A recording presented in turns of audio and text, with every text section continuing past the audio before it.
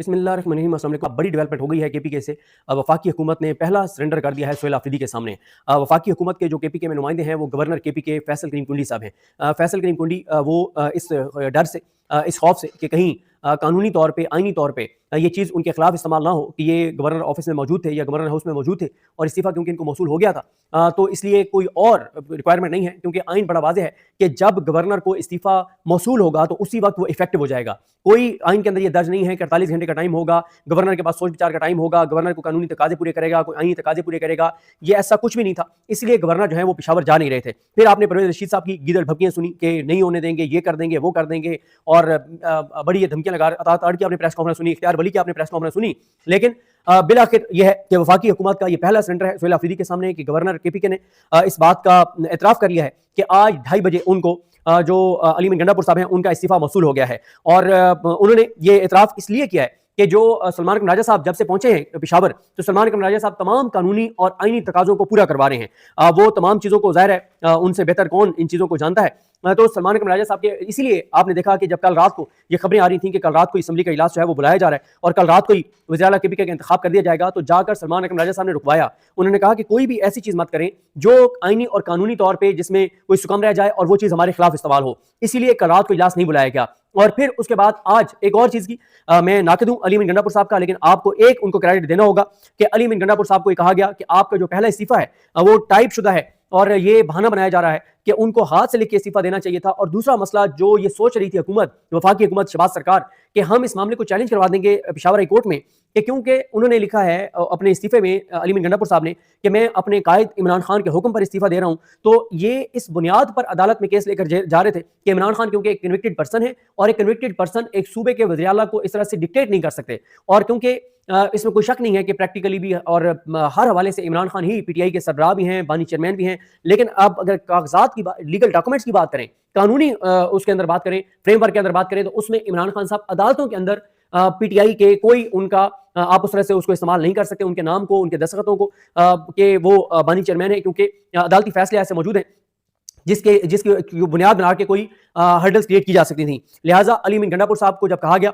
अली अमीन गंडापुर साहब ने हाथ से लिखा हुआ इस्तीफा भिजवा दिया। उसके ऊपर आज 11 अक्टूबर की तारीख थी और आज अली अमीन गंडापुर साहब का हाथ से लिखा हुआ इस्तीफा कानूनी प्रोसेस के जरिए जाके रिसीव करवाएगा। आपने एक वो देखी होगी, रसीद देखी होगी आपने, जिसमें रिसीविंग जो है वो दी गई है, पूरा उसके अंदर सारा कुछ लिखा हुआ है। अब उस एक कागज को जो है वो तहरीक इंसाफ के पास वो ऐसा कागज आ गया है जिसको वो अदालत अंदर जाके पेश करें, तो एक कागज ही काफी है कि ये है गवर्नर ऑफिस की रिसीविंग। और आइन बड़ा वाज़ेह है कि जैसे गवर्नर को इस्तीफा मौसूल होगा तो उसके बाद वो इस्तीफा मौसर हो जाएगा और वज़ीर आला नहीं रहेंगे।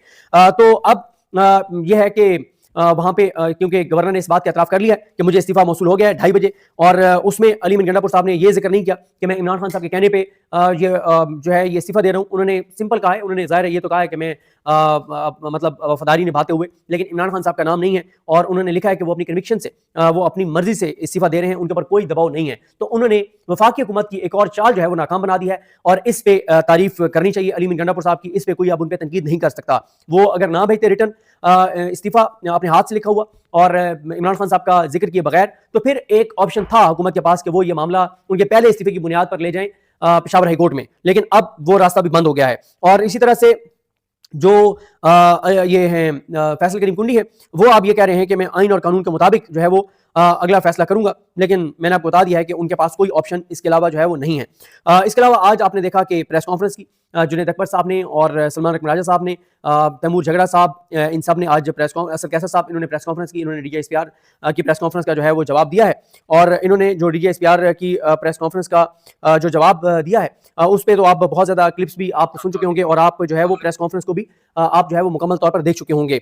इसके अलावा इस वक्त वहाँ पे जो सूरत हाल चल रही है वो ये है कि एमपीएस जो हैं, जितने भी केपीके असम्बली के एमपीएस हैं, उन तमाम को इस वक्त भी खाने पे बुलाया गया है। तमाम यानी अक्सरियत वहाँ पे मौजूद है और तहरीक इंसाफ के जो लोगों से हमारी बात हुई है वो इस बात पे बहुत कॉन्फिडेंट है, वो बहुत कॉन्फिडेंट है कि उनके पास जो है वो नंबर गेम पूरी है और उनके पास नंबर गेम जो है वो कोई ऐसा मसला नहीं है। अच्छा, इसी तरह से तहरीक इंसाफ की मरकजी क़यादत भी वहाँ पर पहुँच रही है। फिर आपने ये भी देखा कि आज तहरीक इंसाफ का एक डेलीगेशन जो है वो मौलाना फजल रहमान साहब के वहाँ जो मरकज़ है वहाँ पर भी गए हैं कि मौलाना JUIF जो है वो सपोर्ट करे इनको सोहेल आफरीदी साहब को। अच्छा, मौलाना फजल रहमान साहब का क्योंकि पहले एक उनकी लड़ाई थी इनके साथ अली मीन गंडापुर साहब के साथ, वो भी अब मामला नहीं रहा। असम्बली के अंदर आज प्रेस कॉन्फ्रेंस की गई और इसके अलावा जो बड़ी एक पेशरफ्त है वो तो ये है कि सोमवार को इजलास जो है वो तलब कर लिया गया है, उसका एजेंडा भी आ गया है और बाबर सलीम सवाती साहब जो स्पीकर हैं केपीके असम्बली के, उन्होंने ट्वीट भी कर दी हैं वो डॉक्यूमेंट्स। एक आखिरी डॉक्यूमेंट मैं आपको पढ़ के भी बताऊंगा जिसमें उन्होंने सारा वो तरीकाकार भी बता दिया है। और कल यानी अब जब आप ये वीडियो देख रहे होंगे, हो सकता है तारीख कुछ लोग उस वक्त देख रहे हो जब नई तारीख का आगाज हो गया हो 12 अक्टूबर का, तो कल 12 अक्टूबर को या जो 12 बजे के बाद देख रहे हैं आज फिर हो जाएगा 12 अक्टूबर। 12 अक्टूबर 3 बजे तक नॉमिनेशन पेपर जो है वो भी तलब कर लिए गए हैं और देख रहे हैं कि अपोजिशन किसको अपना उम्मीदवार लाती है या कहीं बिला मुकाबला ही ना हो जाए, इसके लिए भी कोशिशें हो रही हैं। ये तो खैर बड़ा मुश्किल है कि बिला मुकाबला हो जाए, लेकिन कोशिशें इस पर जरूर जारी हैं।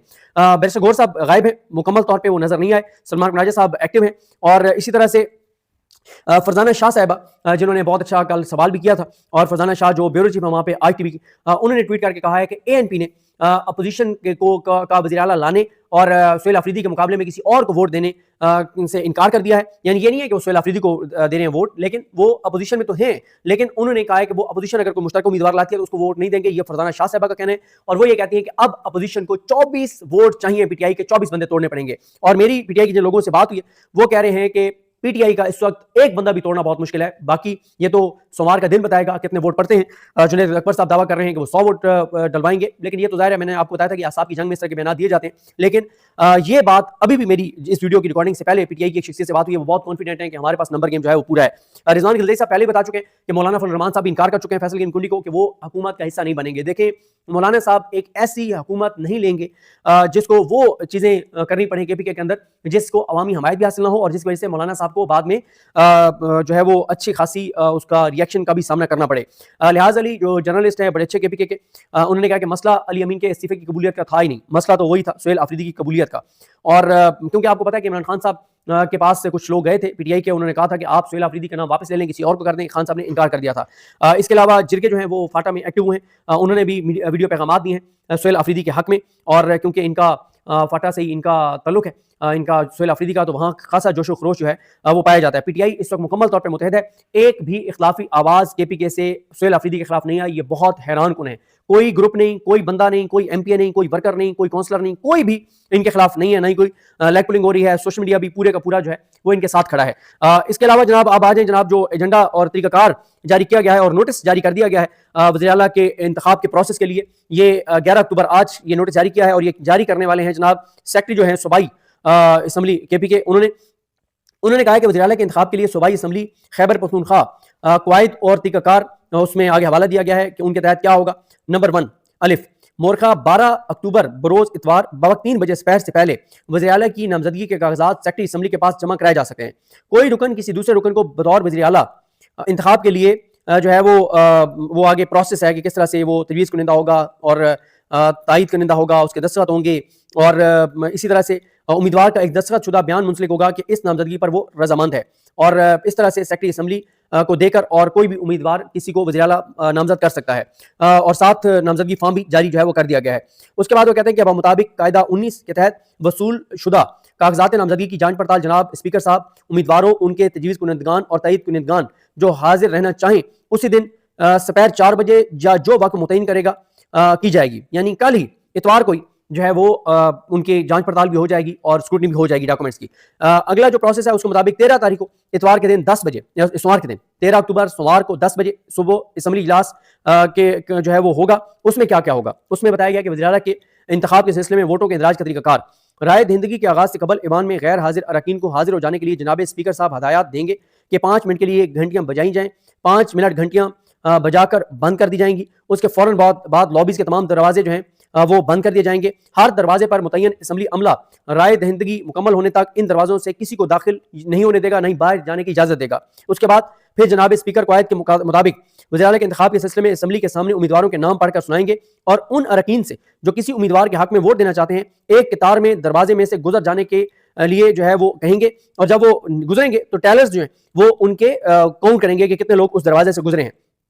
और इसी तरह से जनाब वो आगे कहते हैं कि शुमार कुनिंदगान का डेस्क पर पहुंचकर हर रुकन अपनी बारी पर अपना अलाट शुदा डिवीजन नंबर पुकारेगा। शुमार कुनिंदगान डिवीजन फहरिस्त में उसके नंबर को निशान लगाकर साथ ही रुकन का नाम पुकारेंगे। इस बात को यकीनी बनाने की गर्ज से कि उसका वोट सही तौर पर दर्ज किया गया है, रुकन अपनी जगह से हरकत नहीं करेगा। तवक्ते यह कि उसने शुमार کنندہ سے اپنا نام واضح طور پر سنا ہو.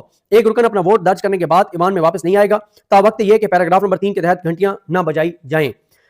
اس کے بعد جب جناب اسپیکر صاحب کو معلوم ہو جاتا ہے کہ جملہ اراکین نے جو ووٹ دینا چاہتے تھے اپنے ووٹوں کا اندراج کیا ہے تو وہ رائے دہندگی مکمل ہونے کا اعلان کریں گے. اس پر سیکرٹری اسمبلی ڈویژن فہرست اکٹھی کرائے گا, درج شدہ ووٹوں کی گنتی کرائے گا اور گنتی کا نتیجہ اسپیکر کو پیش کرے گا. اسپیکر پھر اراکین کو ایوان میں واپس لانے کے لیے 2 منٹ کے لیے گھنٹیاں بجانے کی ہدایت دے گا. گھنٹیاں بجنا بند ہو جانے کے بعد اسپیکر رائے دہندگی کے نتیجے کا اسمبلی کے سامنے وزیر اعلیٰ کا اعلان کرے گا. وزیر اعلیٰ منتخب ہونے کے لیے اراکین اسمبلی کی درکار اکثریت. اگر مقابلے میں صرف ایک امیدوار ہو اور اسمبلی کے کل ارکان کی اکثریت کے ووٹ حاصل کر لیتا ہے تو اسپیکر صاحب اس کے بطور وزیر اعلیٰ منتخب ہونے کا اعلان کر دیں گے. لیکن اگر اس صورت میں مطلوبہ اکثریت حاصل نہیں کرتا تو انتخاب کے لیے جملہ کارروائی بشمول نامزدگی امیدواران اثر نو شروع ہوگی. اس کے بعد اگر کوئی امیدوار پہلی رائے دہی میں اسمبلی کے کل ارکان کی اکثریت کے ووٹ حاصل نہیں کرتا تو اسپیکر 2 امیدواروں کے درمیان جنہوں نے پہلے رائے دہی میں سب سے زیادہ ووٹ حاصل کیے ہیں دوسری رائے دہی کا کرائیں گے اور اس کے بعد ان کے وزیر اعلیٰ جو بھی زیادہ ووٹ لے گا تو اس کے وزیر اعلیٰ منتخب ہونے کا اعلان کیا جائے گا. مگر شرط یہ ہے کہ اگر سب سے زیادہ ووٹ حاصل کرنے والے 2 یا زیادہ امیدواروں کے حاصل کردہ ووٹوں کی تعداد مساوی ہو تو اسپیکر اس وقت تک ان کے درمیان مزید رائے دہی کا انعقاد کرے گا تا وقت یہ کہ ان میں سے ایک حاضر اور ووٹ دینے والے اراکین کی اکثریت کے ووٹ حاصل کر لیتا ہے اور ایسے امیدواروں کے بطور وزیر اعلیٰ منتخب ہونے کا اعلان کر دیا جائے گا. تو جناب سوموار کو اب یہ پروسیس کمپلیٹ ہوگا اور سوموار کو جو ہے وہ یعنی تمام اگر مگر مفروضے اندازے سب ٹھیک یا غلط ثابت ہو جائیں گے. تحریک انصاف یہ دعوے کر رہی ہے کہ ان کے پاس نمبر گیم پورا ہے اور وہ بہت آسانی سے سہیل آفریدی کو وزیر اعلیٰ منتخب کروا لیں گے. اور دوسری سائڈ سے کچھ لوگ کہہ رہے ہیں کہ ان کو سرپرائز ملے گا, سوموار کو ان کے لوگ کچھ لوگ غائب ہو جائیں گے اور یہ اب سوموار کا دن ہی بتائے گا. اس وقت تک تو تحریک انصاف کے جتنے بھی لوگ وہاں پر موجود ہیں جن سے میری بات ہوئی ہے وہ بہت ہی کانفیڈنٹ ہیں. وہ کہتے ہیں کہ ہمارے کانفیڈنس کا اسی سے اندازہ لگائیں کہ ہم تو 10 اور 11 اکتوبر کی درمیانی رات ہی ووٹنگ کروا کے اور سہیل آفریدی کو وزیر اعلیٰ منتخب کروانے کے لیے تیار تھے. ہمارے پاس نمبر گیم پورے تھے تو ہی ہم یہ کر رہے تھے. تو بہرحال جی دیکھتے ہیں چیزیں کیسے آگے بڑھتی ہیں. جو بھی اس کے بعد ابھی ایک میٹنگ جاری ہے, جب یہ میٹنگ ختم ہوتی ہے تو اس میٹنگ کا احوال آپ کے ساتھ شیئر کریں گے. مجھے اپنی دعا میں یاد رکھیں. اللہ سب کا حامی ناصر. اللہ حافظ.